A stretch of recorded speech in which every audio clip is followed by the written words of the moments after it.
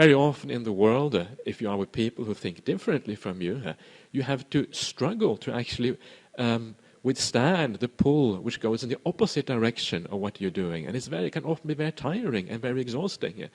Because you have to restrain yourself, you have to be careful what you say, you have to be careful you don't get led along in the same way as the other people. But when you are with your spiritual friends, with the people around you, it's like you get into the slipstream and you just get pulled along in the same way. And this is one reason, one of many reasons why monastic life is so powerful.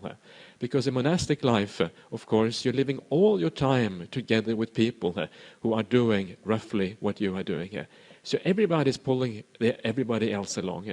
And this is one of the beautiful things and one of the great things about monastic life when you live in a monastery like Bodhinyana Monastery or Dhammasara, that you have this kind of pulling in the same direction here.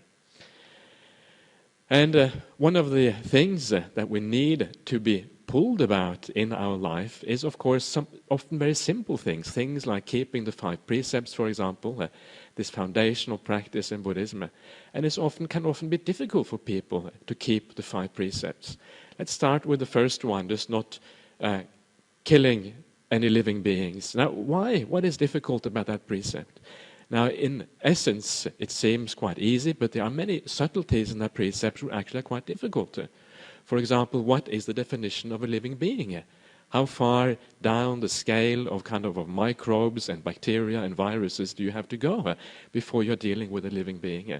And this is the sort of thing that you find out about by coming to a Buddhist society, coming to a place where they teach you about what actually a living being means. And then you're taught about different ideas about living beings, what living beings are, what is the the distinction in terms of karma that you're requiring, depending on the type of living being that you're dealing with.